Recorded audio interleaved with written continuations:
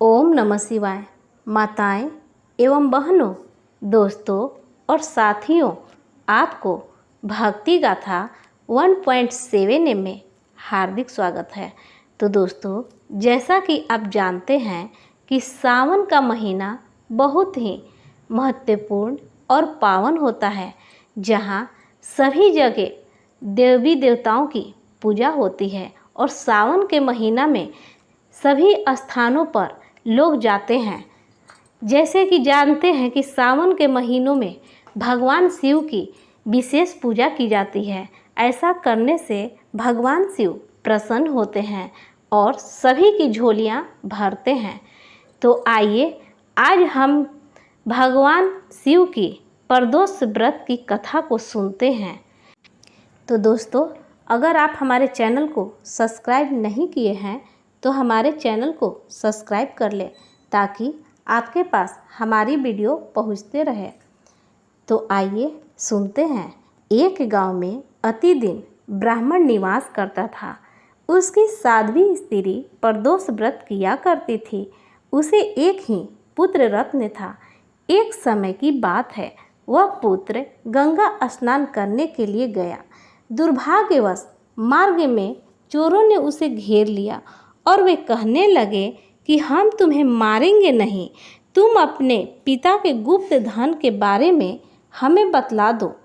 बालक दीन भाव से कहने लगा कि बंधुओं, हम अत्यंत दुखी दिन हैं, हमारे पास धन कहाँ है। तब चोरों ने कहा कि तेरे इस पोटली में क्या बांधा है।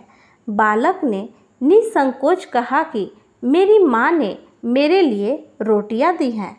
यह सुनकर चोरों ने अपने साथियों से कहा कि साथियों, यह बहुत ही दीन दुखी मनुष्य है, अतः हम किसी और को लूटेंगे।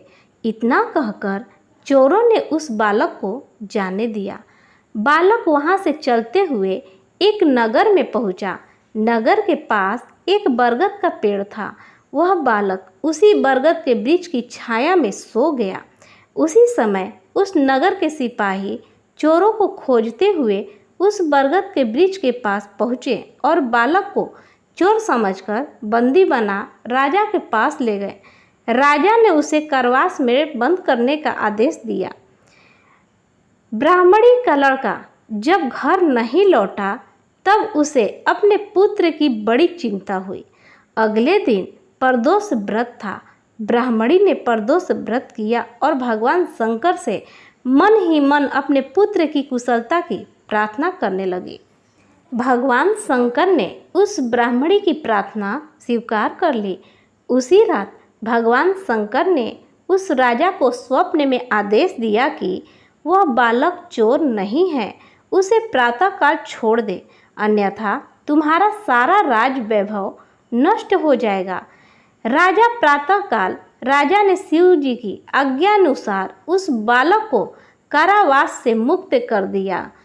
बालक ने अपनी सारी कहानी राजा को सुनाई। सारा वृतांत सुनकर राजा ने अपने सिपाहियों को उस बालक के घर भेजा और उसके माता पिता को राज दरबार में बुलाया। उसके माता पिता बहुत ही भयभीत थे। राजा ने उन्हें भयभीत देखकर कहा कि आप भयभीत न हो, आपका बालक निर्दोष है। राजा ने ब्राह्मण को 5 गांव दान में दिए, जिससे कि वे सुखपूर्वक अपना जीवन व्यतीत कर सके। इस तरह ब्राह्मण आनंद से रहने लगा। शिव जी की दया से उसकी सारी दरिद्रता दूर हो गई।